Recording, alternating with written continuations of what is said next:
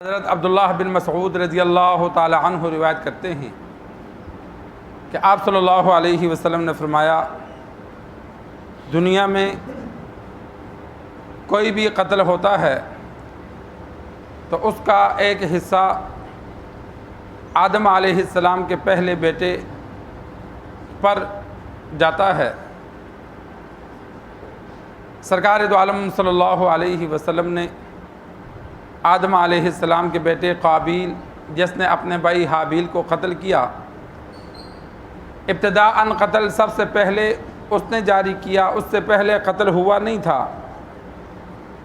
تو ہر ایسا گناہ جو پہلے دنیا میں موجود نہ ہو، اس گناہ کو جو بندہ ایجاد کرے گا، اس رسم کو جو ایجاد کرے گا، تو جو لوگ اس کو دیکھا دیکھی وہ گناہ کرنے لگ جائیں گے تو اس کی ابتدا کرنے والے کو بھی گناہ ملتا رہے گا۔ تو قتل کی ابتدا آدم علیہ السلام کے بیٹے قابیل نے کی، تو اب دنیا میں جتنے بھی قتل ہوں گے تو اسے بھی برابر کا گناہ ملتا ہے۔ انسان کوئی بھی ایسا عمل جاری کرے جو پہلے موجود نہ ہو، اور ہو گناہ کا کام، نیکی کا کام ہو، تو اس پر اگر اجر ملتا ہے تو جو بندے وہ کام کریں گے اسے اجر ملے گا، برے کام ہے تو گناہ ملے گا۔ اسی طرح ابتدا نہیں کی، لیکن انسان اگر کسی کو غلط کام پہ لگاتا ہے تو جس کو غلط کام پہ لگائے گا اس کا بھی گناہ ملے گا، وہ آگے جس کو لگائے گا اس کا بھی گناہ ملے گا۔ اسی طرح نیکی کے کام پہ جس کو لگاتے ہیں تو جو نیکیاں کرے گا آگے جس کو لگائے گا وہ ثواب ملتا رہے گا۔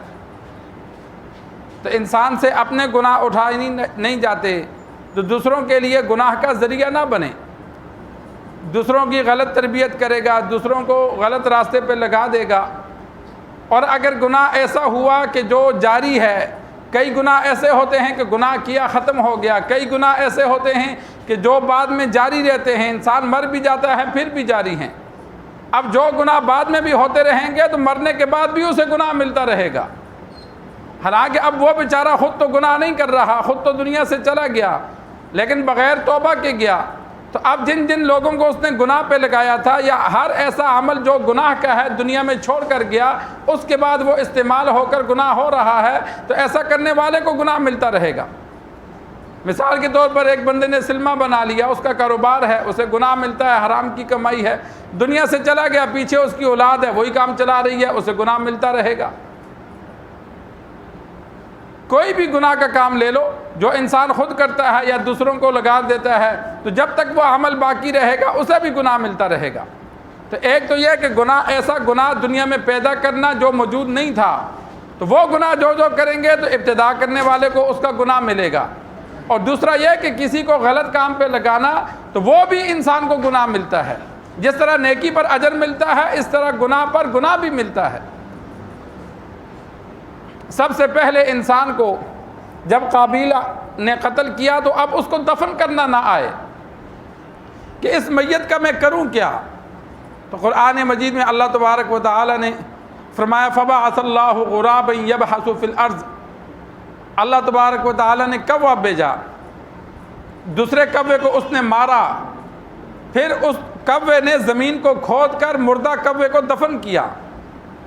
کب ایسے انسان کو اللہ نے یہ تعلیم دی کہ تم نے میت کو ایسے دفنانا ہے؟ سب سے پہلے مردہ دفن کرنے کی جو تعلیم ہے وہ انسان کو کوے نے دی ہے۔ کوے نے زمین کھود کر دوسرے کوے کو دفنایا، قابیل دیکھ رہا تھا، پھر اس کو یہ بات سمجھ میں آئی تو اس نے پھر زمین کھود کر اپنے بھائی کو دفنایا۔